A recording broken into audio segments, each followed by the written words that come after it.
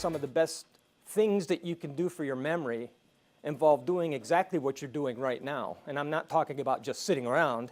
I'm talking about actually being active, right? Being active and being socially engaged end up being a couple of the key ingredients, it seems, to being cognitively well in your later life. There's a lot of research going on that's supported by the National Institute on Aging, which is now my home, looking at the relationship between cognitive functioning and lifestyle. And it turns out that time and again, the kinds of things that you probably already think are helpful to your memory end up being true, like having a good diet, engaging in exercise, meaning not, like lifting weights, but walking around, being active, and being socially engaged are among three of the things that you can do to really help preserve your memory functioning. So I'm going to talk, formally about what I was prepared to talk about some of the research that's been done and so on. And the idea is to leave enough time at the end so that you can ask questions. Like one question was asked of me already, am I going to talk about drugs? Like what kind of drugs can I take to improve my memory? Not my area, all right? But it turns out, I know a little bit about this stuff, and if the kind of drugs you're taking are to reduce anxiety because you're anxious about your memory, then that's probably going to help your memory. It's not a memory drug, right? But it's reducing your anxiety about it so that you're not preoccupied with worrying about memory, and then your memory can function better. So I'm not here to talk about those kinds of interventions, but if you have questions about it, I'll do the best I can to answer. And it isn't up here right now, but at the end of the talk, I'll show my email address. And so if you don't know how to use email, this is excellent because it would be new learning, which is always good to engage in. And if you have questions, I'm always happy to answer them as best I can. I am your public servant, after all. I work on your tax dime. And if I don't know the answers, then I can try to point you in the direction of people who might know the answers. So I've been at this stuff for quite a while. I earned my Ph.D. degree at Syracuse University, and the topic of my dissertation research was on aging and attention. I did a postdoc in Boston before I took the job at Maryland, and my postdoc was devoted to aging, attention, and memory. And then when I was at Maryland, I did research not only in the department, but with the small business company. And so I've been at this stuff for a long time. I kind of got away from it a little bit when I first went to NIH. I was in what was called the Center for Scientific Review, where we review grant applications on topics like this. But then just last year, I came back to my roots, so to speak, by joining the National Institute on Aging. So I feel like I've come home in the sense of being back and managing a portfolio having to do with cognitive aging. Okay, so I'm noticing that a lot of you are wearing name tags. This is also an excellent way to help your memory. And it's to help your memory by offloading the things that you don't have to remember, like, incidental people's names. But if you want to know the names, then there it is right there on somebody's nameplate, which is great. So one of the things that's absolutely true is that you've probably experienced yourself changes in memory over time. As we get older, our memory doesn't function as well as it did when we were younger, by and large. And cognition refers broadly to the class of activities involved in remembering, learning, paying attention. That falls all under the rubric of cognition. So some examples of the kinds of age-related changes that are well documented in research on the topic are declines in multitasking. So typically we find that older adults have more difficulty than younger adults, for example, in doing two things at once. So that's multitasking. There's a decline in attentional focus. My own research on attention, though, showed that way back when, if you know where it is you should be paying attention and what it is you're looking for, then you're better off than not knowing if there's a lot of uncertainty. There's difficulty with word production, but I should point out, so a lot of us experience this, right? Sort of like tip of the tongue. You know the word you're looking for, but you just can't quite find it. So this kind of research usually is done in the context of what's called a challenge task. Like I ask you, remember some word related to something else, and it takes you longer to remember that than, say, a younger adult. That's different, though, than word knowledge. It turns out, and I'm going to show some research later that shows that our memory of, our knowledge of words, our vocabulary actually increases with age. So whereas there's a lot of declines on other fronts, it turns out that something like word knowledge is something that continues to increase into our later adulthood. And that raises a question about when you're doing this kind of research and you're comparing younger and older adults show difficulty in remembering a word. There's a challenge because the older adult has a bigger pool that they're searching through, right? There's a bigger domain. And so it's not really surprising that it would take the older adult longer to find a given word if they know thousands of words compared with a child, for example, who knows hundreds of words, right? So there's like a proportional thing that we ought to keep in mind. So there are caveats to some of these kind of findings.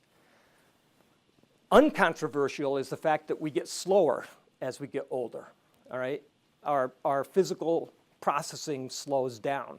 And I'm going to talk a little bit later about some research that has addressed the speed of processing and what happens if we train people to be faster at making judgments. Does that help them out at all? Does that help? Does it generalize to other abilities?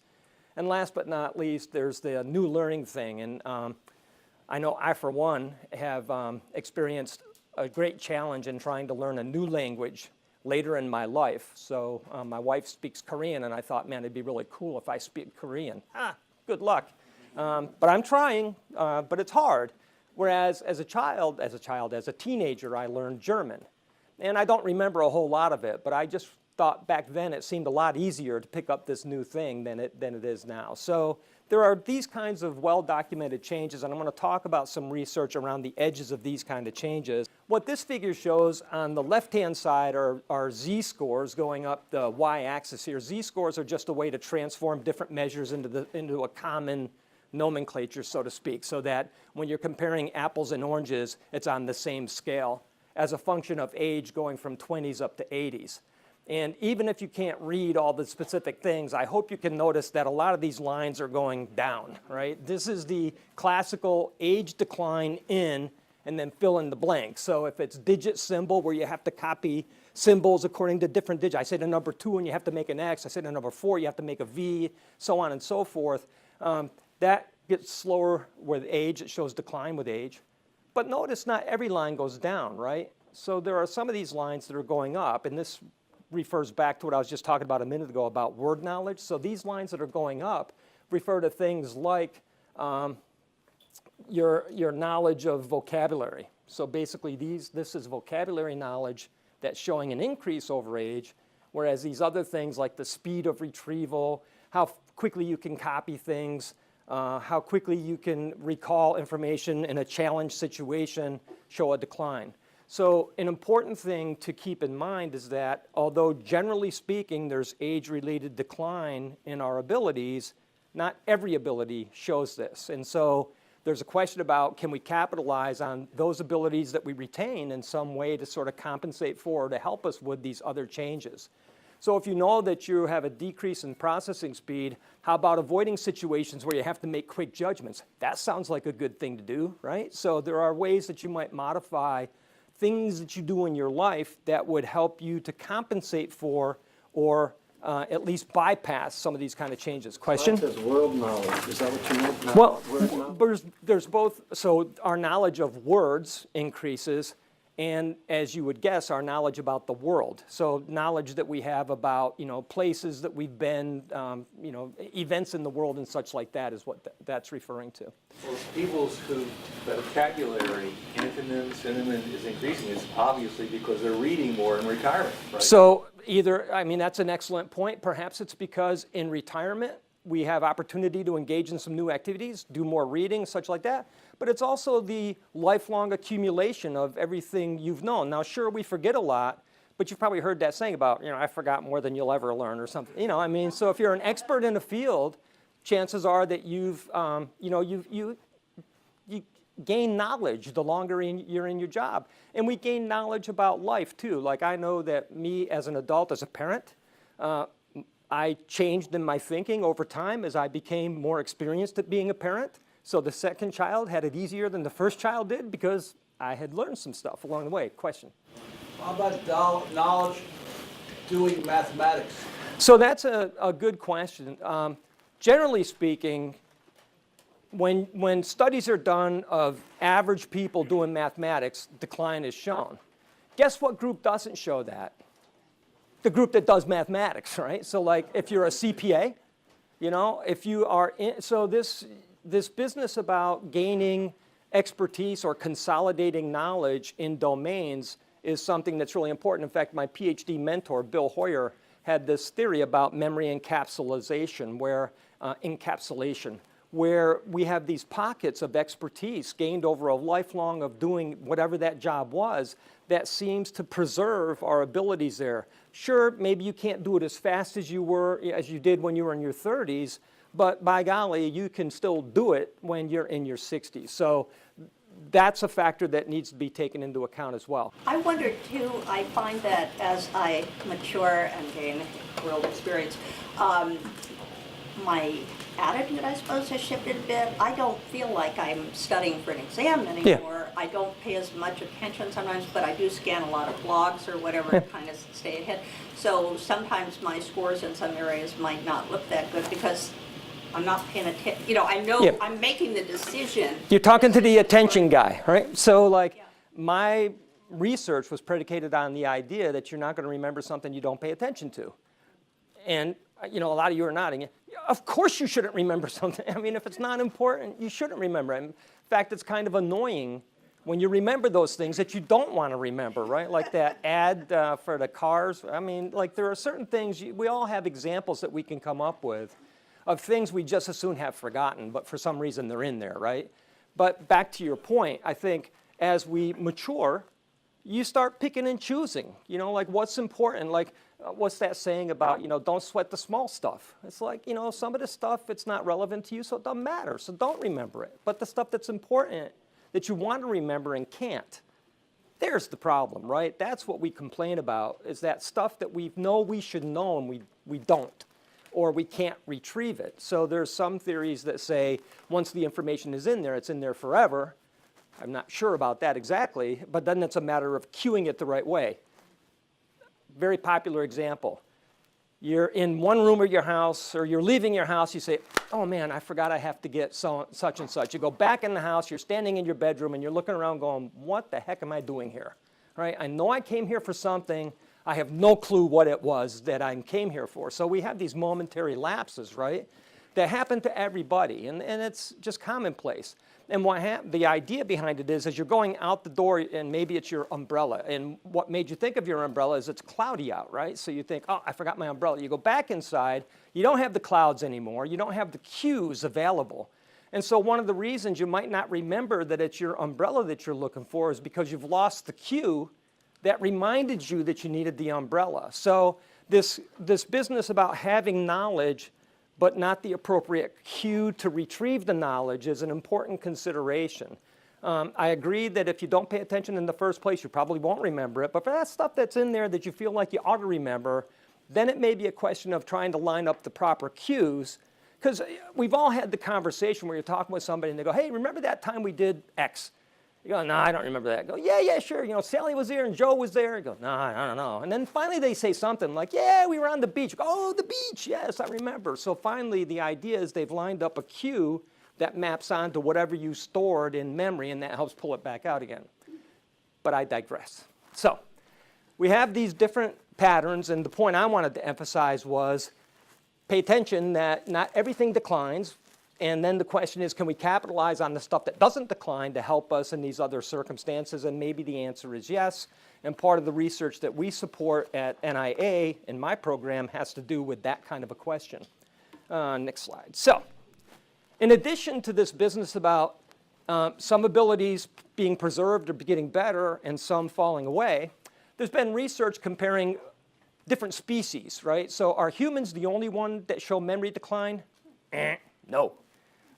If you study rats, learning mazes, if you study monkeys, learning decision-making, if you study humans, doing decision-making, all of the groups, so what's shown here on the y-axis is some performance measure, like you get better going up, get worse going down, and then the age within each of these species. So the rats are between 4 months up to 28 months, which is pretty much the lifespan of a rat. Monkeys going up to age 30, and then humans up to age 90. What these different dots represent are individuals. And notice, among the youngest group of rats, the performance average is about here, right? Pretty good. Among the older rats, a little bit worse. And if you look at kind of like the mean of the cluster, you see decline there, you see decline here, you see decline over there. Do you notice anything else about these figures, though? Yeah.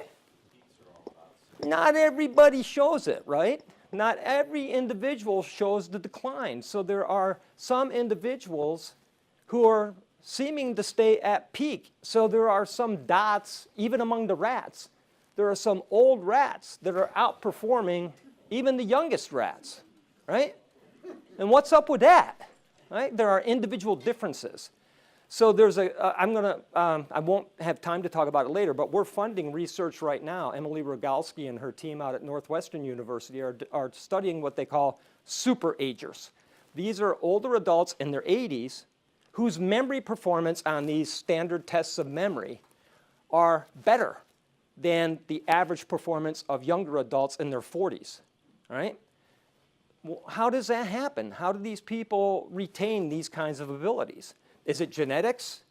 Is it lifestyle? You know, I mean, you can imagine there's a ton of questions about, we're not doing it with the rats, although it'd be cool, you know, as a model, maybe there are brain mechanisms, there are, you know, neural mechanisms in the brain, perhaps, that distinguish these high performers from the lower performers. We don't know, right? But it's important, just like I was talking about, there are differences when you look at overall abilities, and some of them show decline and others don't. In individuals, there are some that show decline and there are some that don't show as much decline or any. So I don't know about you guys, but man, I want to be in this group up here, right? Like, this is where we want to be. And the question is, how do we get there? What have these people done? Is there something particular about the exposures they've had that allow them to perform at that level?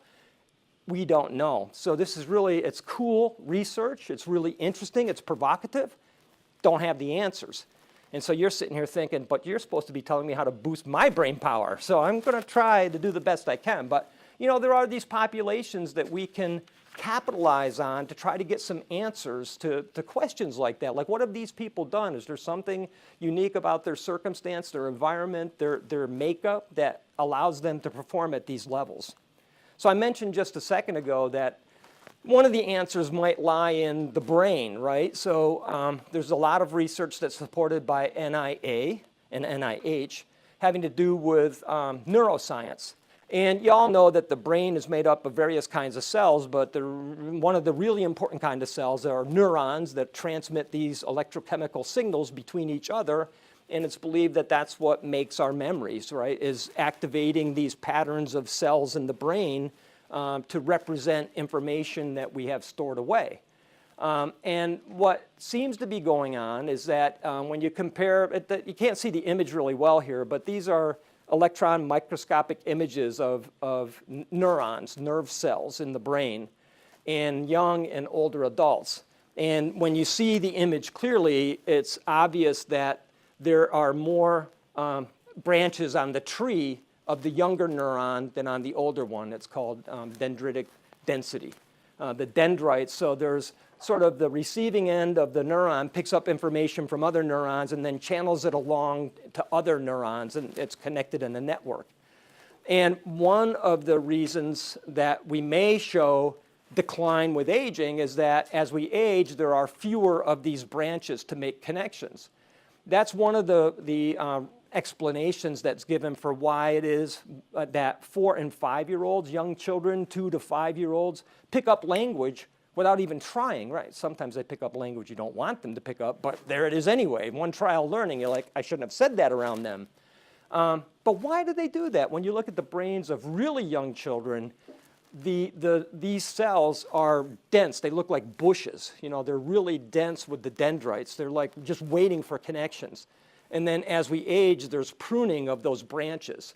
And the connections that remain seem to be the ones that are used, and the ones that fall out are the ones that are not. So it might be that as we get older and lose more of these branches, then it limits the connections that are available and limits our ability to do something like learning a new language. Notice I said limit. It doesn't make it impossible, but it makes it harder because you have got to do more work, in other words, to use the connections that are there. So one idea behind the declines we see in cognitive function is that there are changes in the brain cells, that may limit what the cognitive equipment can do. It may limit the kind of memories we can make. It may limit our ability to attend, so on and so forth. So there are changes in the structure. There's some evidence, well, there is evidence of neuronal loss. So not only do the neurons get less dense, but some of them die off also. And so you have neuronal loss, changes in structure, and then there may be some changes in function too that underlie some of the differences. Which probably raises the question, okay, so like let's go back, how can I boost my brain power if all of this is going on, right? Are there drugs I can take? Well, I'm going to talk in a little bit about, not about the drugs, but there is some animal research suggesting that if you take neurons from young animals and put them into brains of older animals, it actually helps the memory of the older animals.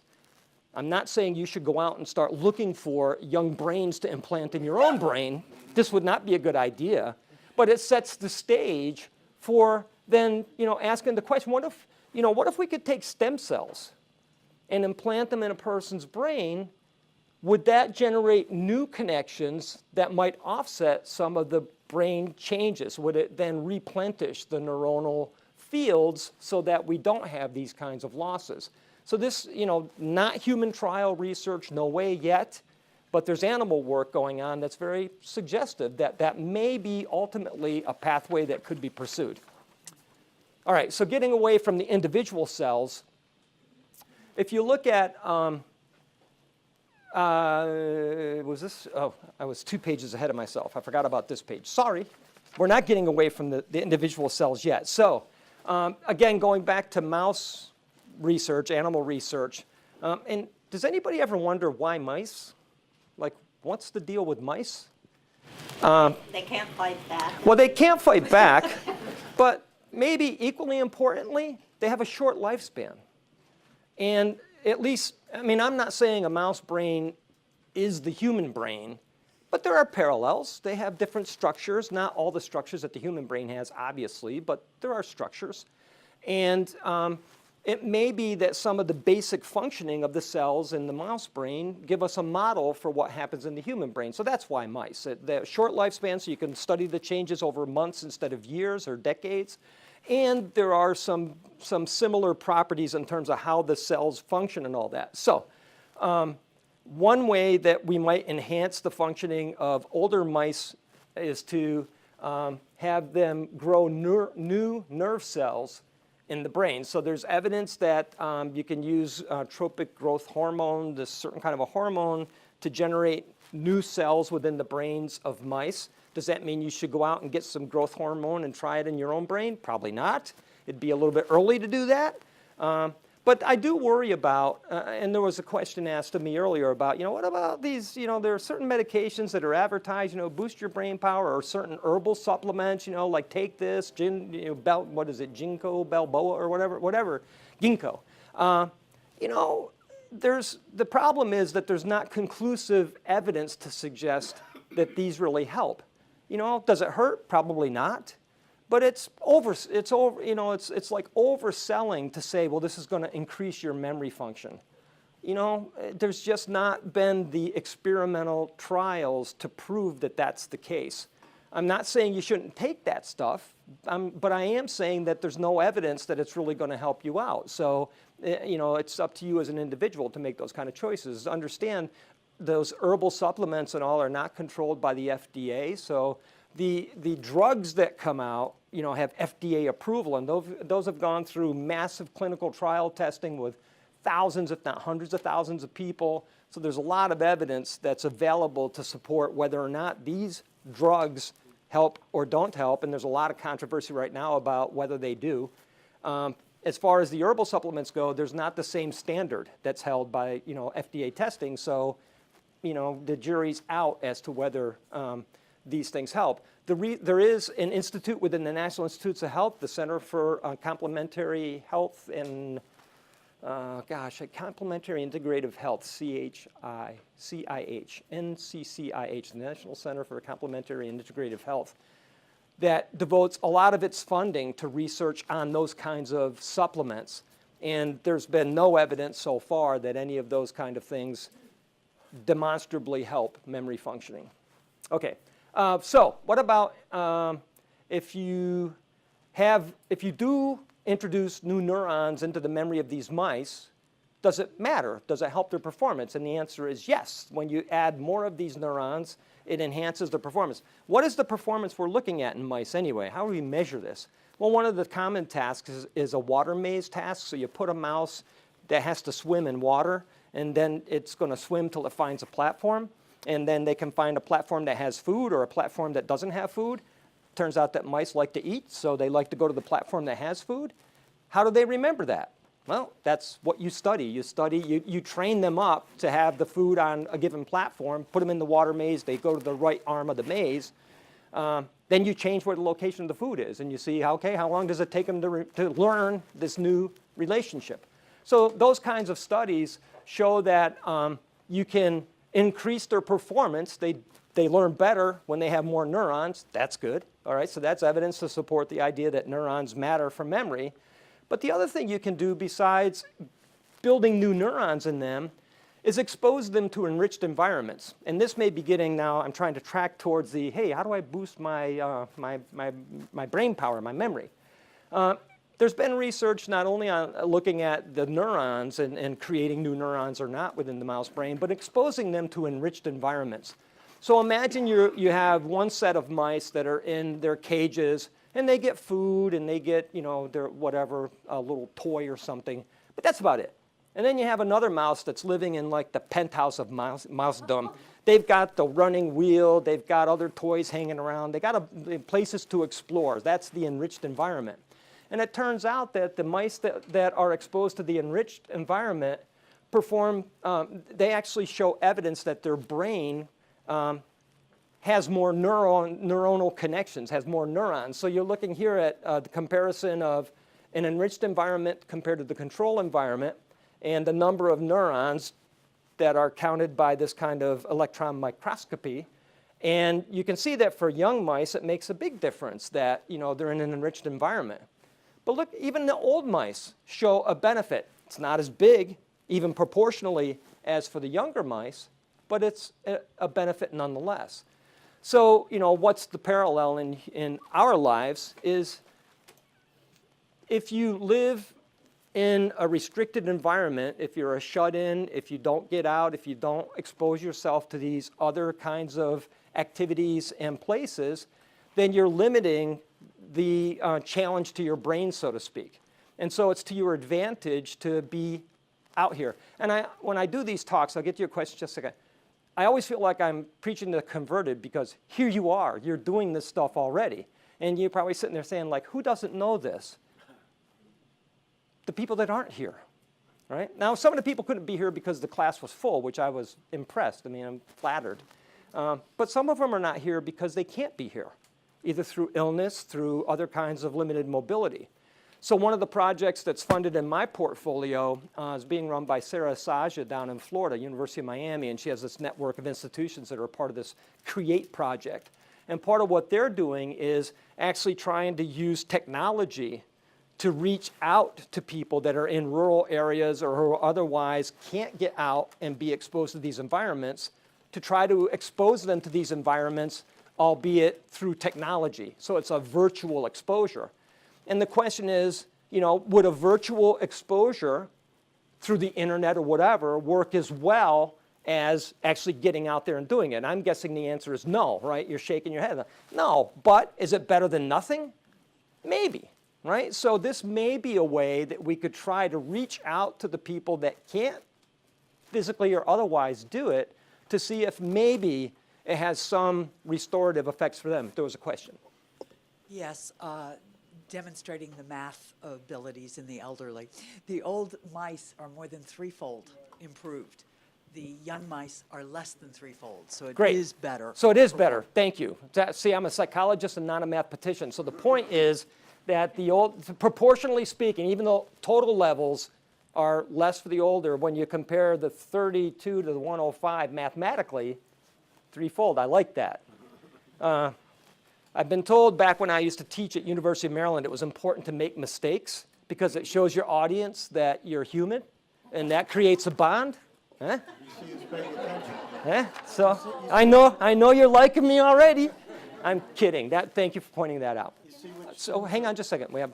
Since you're talking about mice, Yeah. comparing mice, I want to my question is there any research comparing men and women in terms of memory loss? Because we started saying that declining in multitasking abilities. Yeah. And we say that women in general multitask Yep. more.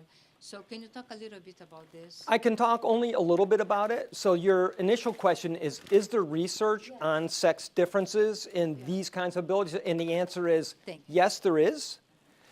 Most of the research that's been done, especially in humans, has shown pretty much comparable. I mean, there are certain domains like mathematics, men tend to perform better than women, but not women who are CPAs.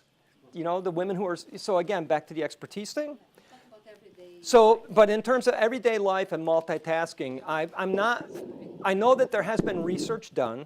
I'm not aware of anything that has shown convincingly that men and women differ in terms of multitasking for everyday life. So no research that I'm aware of. That doesn't mean it doesn't exist, but I try to keep up with this stuff, and I'm not aware of any. Yes?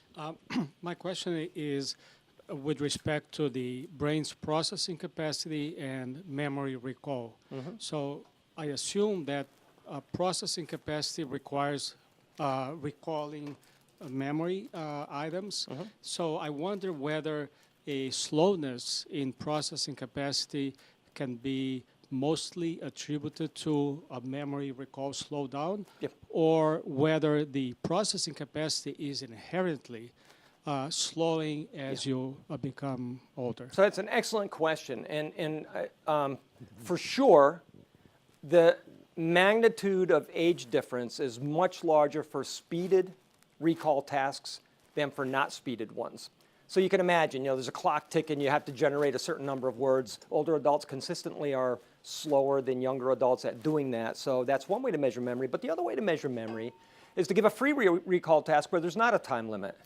And even in those tasks, there still is an age difference. So the younger adults generally do better than the older adults, but the difference is reduced. So your question is an excellent one. And that's the point I tried to make earlier about we know that there's a decline in speed of processing. So if you want to show age differences, it's pretty easy. Make a speeded task, and you know the older adults, by and large, are going to be worse off than the younger ones. But remember that figure I showed that showed not every single older adult, right? But generally speaking, they're going to be worse off. A really interesting area of research that gets outside of the laboratory has to do with autobiographical memory. Autobiographical memory is memory for way, way, way back, like 50 years ago. And really important gentleman and scholar, a friend of mine, Harry Barrick, did this kind of research showing that, first of all, there's all kinds of challenges, right? If I ask you, what do you remember from when you're 5 years old? And you tell me, I remember, my Aunt Marlin was there and it was my birthday. How can I tell? I got no way to confirm it, right? I got no way. But what Harry did was he asked questions that you could verify. So he asked people questions, for example, about their high school classmates. How could you verify information about high school classmates? Like, do you remember, name 10 of your high school classmates. Could I, yearbook, right? You go back, you look in the yearbook. Okay, they remember it, they don't remember it. So, there are ways that we can look at that. And it turns out when you look at that kind of memory, older adults do equally as well as younger adults. And even over long periods of time. The other interesting thing he did was he looked at learning of language. So like I said, I studied German when I was in high school. I'm sure I've forgotten most of it. But that was now 50 years ago or so. If one were to do a test of my memory for German, right, 50 years later, and compare it with a college student who had learned it in high school 2 years earlier, it turns out that we would be pretty similar in terms of assuming neither of us used it. I can assure you I haven't. All right, so it's interesting. So he was talking about how you know, there may be these age differences that pop up on these kind of artificial tasks that we have in laboratories, but then when you get into the real world, you start encountering some situations where maybe the older memory isn't so bad off. And one of the things he also showed was that if I were to try to relearn German, I would show a savings. In other words, I could learn it faster now for having learned it a long time ago, but feeling like I forgot it, right? There'd be certain things that I could build on that would help me, that would save me in terms of relearning. So I think I went way beyond what you asked, but I hope I at least touched the edges of it. So enriched environment helps out, and it helps the old more than the young, we learned. Isn't that nice? So, okay, that's cool. Sure, yeah, yeah. Does the nature of the enriched environment have to be something that tests your, helps your brain, or can it just be, you go see a movie that's totally, there's no challenge to it, but you're out? That's an excellent question. So the short answer is yes, it matters. It needs to be an environment that you engage in. So watching the movie is probably a good example of one that's a passive kind of a situation versus one where you're going out and actually trying to manipulate things. One other thing to talk about brain-wise very quickly, interesting study by Roberto Cabiza down at Duke University showed that for a given problem-solving task, he compared younger and older adults and then measured their brain activity with something called fMRI. It's a magnetic resonance imaging. You put people in a scanner, you have them make these decisions, and you measure their brain activity. Interestingly, for older adults who performed poorly compared to younger adults on this problem-solving task, the same areas of the brain lit up when they were in the scanner working on this problem. Whereas, for the older adults who performed comparably for the younger adults, different brain areas lit up. What's up with that? Well, Cabiza argued that what happens in order for the older adult to perform well on this problem-solving task, they had to recruit other brain areas. They had to kind of think outside the box, so to speak, in order to enhance their performance. So this is just a very brief and shallow demonstration of the potential for compensatory thinking. So different areas of the brain get recruited to do the same thing on par with the younger adults. So a lot of interest in seeing whether and how these kind of strategies might be used to offset whatever the age differences are. So National Institute on Aging commissioned the National Academy of Sciences, their health and health medicine directorate, along with the Agency for Healthcare Quality Research, to do a study that what NIA wanted to find out was survey everything that's been done and tell us what works in terms of helping to preserve brain function and memory, right? These people in this room, they want to boost their brain power. What can they do? That was the mission. And so the agency, and NAS, the National Academies, if you're not familiar with it, they got a lot of really bright people. I mean, we got a bunch at NIH, but they got, and they bring in scientists from around the world to help, answer these questions. So they did this, and in a nutshell, they did this and they filed a report, and that report basically identified 3 areas that stand as potential hotbeds for helping your memory and your cognition. One is cardiovascular fitness. And you're sitting here saying, you got to be joking me, right? You're telling me that after all this research, all these decades, you're going to tell me what my mom told me? You need to go out and exercise. Yep, that's what they found. But interesting thing, we'll get to diet in a minute. Well, interesting thing about cardiovascular is it doesn't take a lot. It's like 30 minutes, 30 minutes of walking. I'm not talking about marathoning. I'm talking about get up and walk. And I was thinking, as I walked into the building today, I walked from a parking lot a few blocks away. I felt good about that. But I thought, oh man, these people aren't going to know, like what I ought to do in my 45 minutes is get everybody to stand up and follow me out to the parking lot and then walk back and be like, guess what, guys? You've just boosted your memory power. But, the research shows that it matters. So be cardiovascularly fit, and that's related to diet, right? I mean, it's like if you're overweight, that puts extra pressure on the heart. Now, you all know, I'm telling you what you already know, but these guys, don't take my word for it. These guys said cardiovascular. Second area, related was the fitness part. So there's the cardiovascular. So the cardiovascular for them, actually, it was more of a focus on blood pressure and trying to regulate blood pressure. If you got high blood pressure, you're killing yourself, right? You know that. So you really have to monitor your blood level. You need to engage in exercise, activity, right? Even 30 minutes a week helps. And then the third area was cognitive training. So now you're like, finally, boost my what can I do in terms of cognitive training? And they didn't have specific recommendations, but the basic line is you need to challenge yourself intellectually. So, your point about watching movies, that's kind of a passive thing. That's really not going to fit the ticket in terms of cognitive training.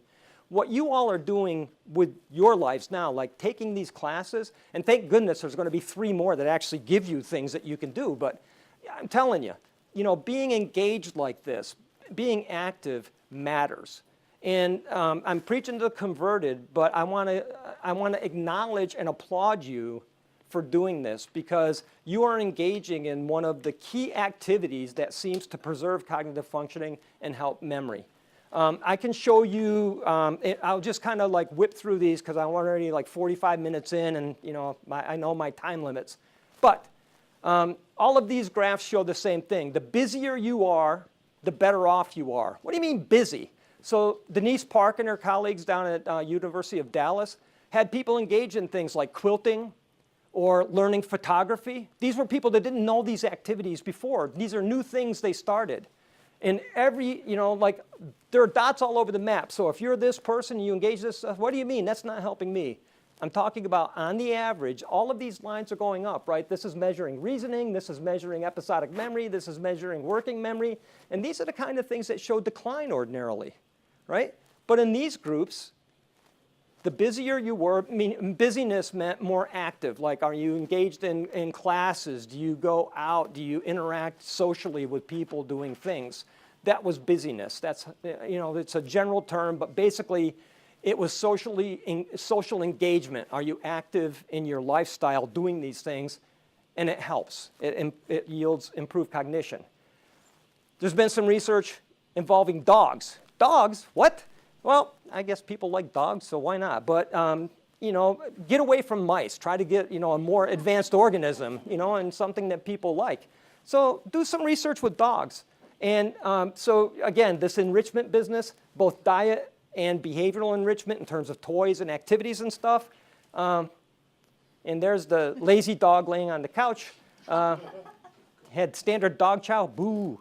It mattered because, real briefly, the behavioral enrichment and dietary enrichment, and when they were combined, were all better off than the control condition.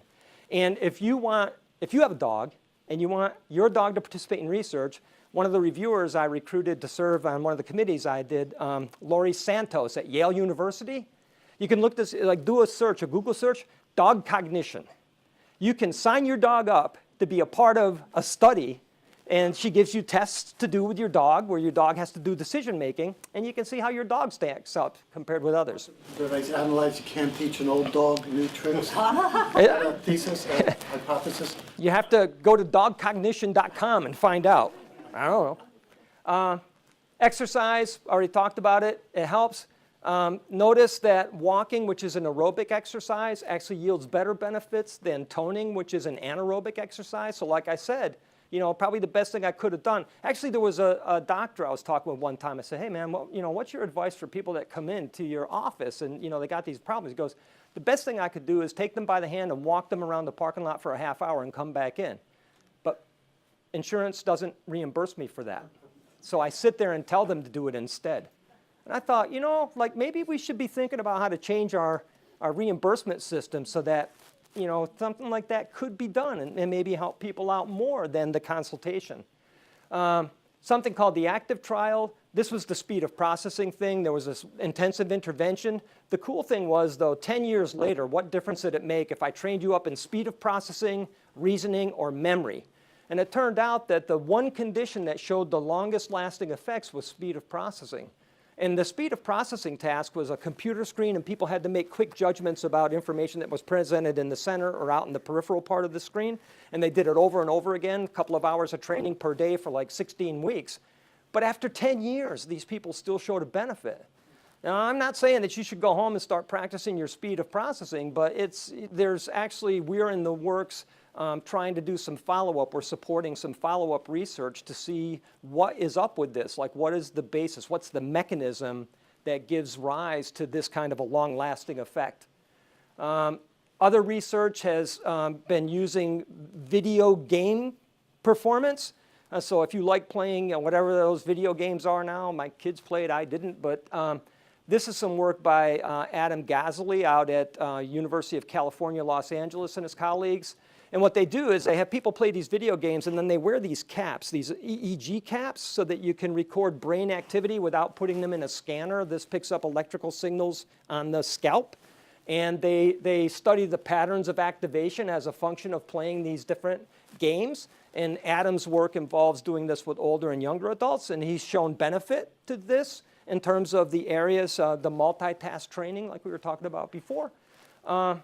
And this is details about what he shows, but the point being that if you're trained in these multiple tasks, you perform better than if you're not. So there's evidence to suggest that maybe this stuff helps in terms of activating, engaging your brain. And last but not least, I wanted to just show you sort of a listing of the clinical trials that are currently being supported by the National Institute on Aging. So there's ones having to do with mindfulness training, some that have to do with neurocognitive performance and intervention, and then other kinds of what they call augmentative training. This is using stimulation, like electronic magnetic stimulation of the brain to see if that can enhance performance.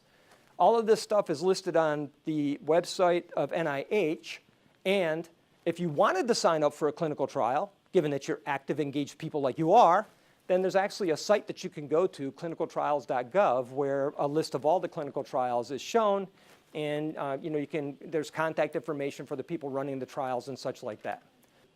Okay, so I'm going to start, since I've sampled the front of the room a lot, I want to start in the back. When I taught at University of Maryland, I taught in a classroom of 500 students, and I always called the seats in the back the cheap seats, because those are usually where the people were sleeping, but you guys have been engaged. I'm impressed. Go ahead. Can you talk about brain health, deep REM sleep, and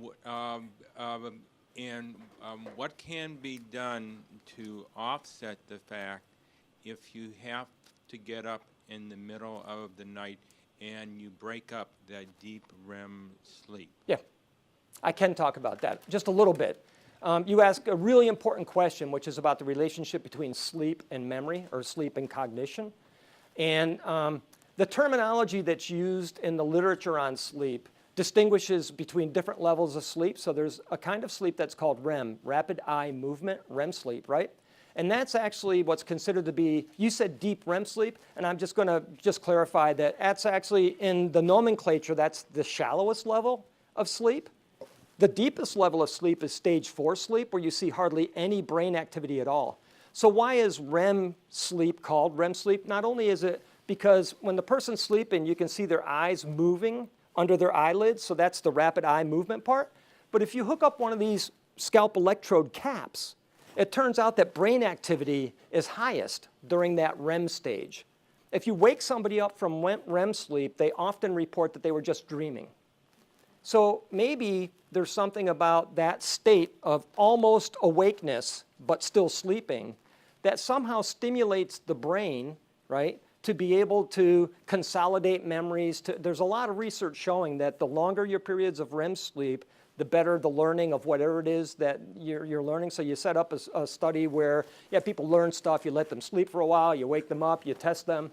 And you see that if they've engaged in REM sleep, if you have not disrupted their REM sleep, then they perform better on the subsequent memory tests than if you disrupted that sleep. So to your question, what can you do if your REM sleep is being disruptive? And if we believe the literature that says there's a relationship between REM sleep and memory, then is there something we can do? And this is one of these cases where maybe if I knew more about drugs, and I keep pointing here because this gentleman asked me, am I going to talk about drugs today? But like that may be a situation where taking some kind of a sleep aid might help, because the sleep aid would allow you to sleep longer, right, than if you don't take it.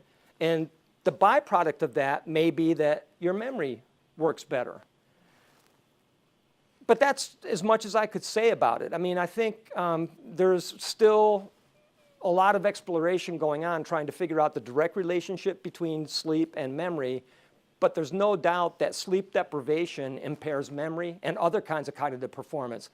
You don't have to be a psychologist to know that if you're sleep deprived, your driving performance suffers, right? And you don't want long distance truck drivers being sleep deprived. You don't want any driver being sleep deprived. But one of the reasons that long distance truck drivers have to log their hours is so that you can try to make sure they're not sleep deprived when they're driving. So it's not a very satisfactory answer, but the best I could offer is, I always think it's worth talking with your personal physician if you're feeling like you're having difficulty sleeping, and there may be recommendations that could be made. Among the guys in the room, let me just say that sometimes there's this thing about needing, frequently to urinate in the middle of the night, and that wakes you up, and maybe that's because of an enlarged prostate. So sometimes treating a distal condition like, an enlarged prostate,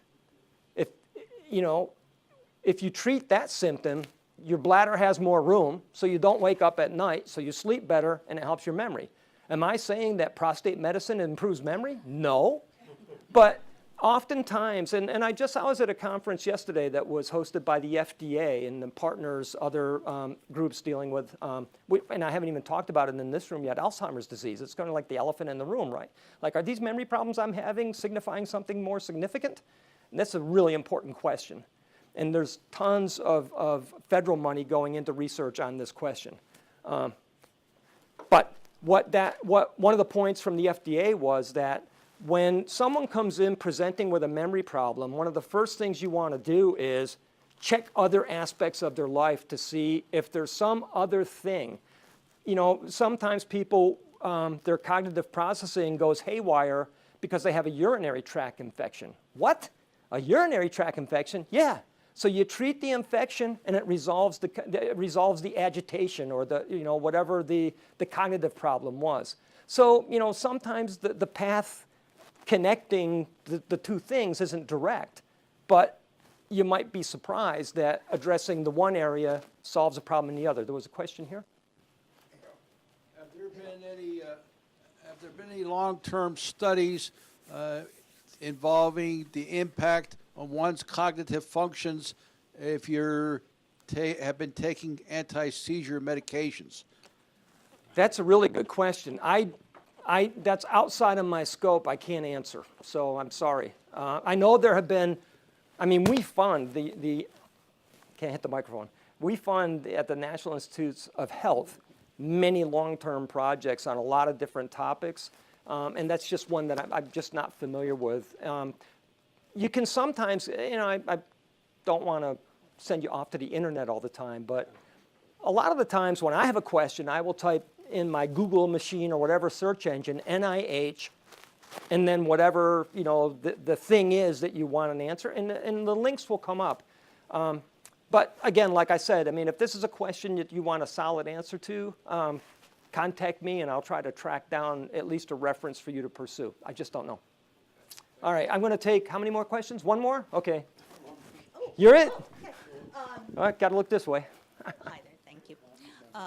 I'm a boomer who does like technology to a point, but I noticed a long time ago, I was one of the first people who happened to get a tablet, the electronic tablet, and part of my thinking was I was initially looking for a smartphone, but I realized the tablet would let me be more active and do things versus just sitting there receiving. So I'm wondering if you're looking at or expecting differences with the younger cohorts. Because I'm sorry, I've had to help people on airplanes just to find out when the plane's landing who have a $800 phone in their hand, who tended to be younger. I'm not dissing younger people, but I am curious because I think there's a certain amount of passivity among some users. So the way I frame that question about do we expect differences between, say, this new upcoming generation versus prior generations, these are called cohort effects. And we do expect cohort effects because, for example, how many of you learned long division when you were in school? Do you remember, having to draw that little thing and divide one number? And we hated it. Yeah. My kids would not have a clue how to do long division. Why? Because they use the calculators now. It's like, so I think that there are going to be generational differences. One of the findings, going back to Alzheimer's disease, there was a conference that we supported with the help of the National Academies just last spring on pathways to Alzheimer's disease, trying to figure out, what's going on in your midlife, that results either in favorable or not outcomes later on. And one of the best predictors of ultimate status is education. But not just education, mathematical education ends up being one of the keys, it seems. Now, I'm talking about some very, very preliminary data. These are data from the health and retirement study that's been going on for eons. But it makes me wonder, like, okay, so, if there is this education link and those with higher education have less risk, doesn't mean it prevents you from getting it. My mom was well educated, not highly, but she got Alzheimer's disease. So believe me, that's one of the reasons I went to NIA, because my mom, and I'm like, okay, I want an answer to this stuff and I want to help. But that's me. I digress. So if this education thing is true and mathematics is key, then what about if in your middle adulthood you take some mathematics classes? Like, can we intervene at some point along the way to help? I don't know the answer, and I'm not suggesting you should all go out and enroll in the next math class, but, we're trying to find answers to this stuff. Anyway, I know I go off on tangents, and I apologize about that, but I hope I've given some information today that's a little bit helpful, and I am a resource, so, capitalize, it's your tax money. Thanks for having me.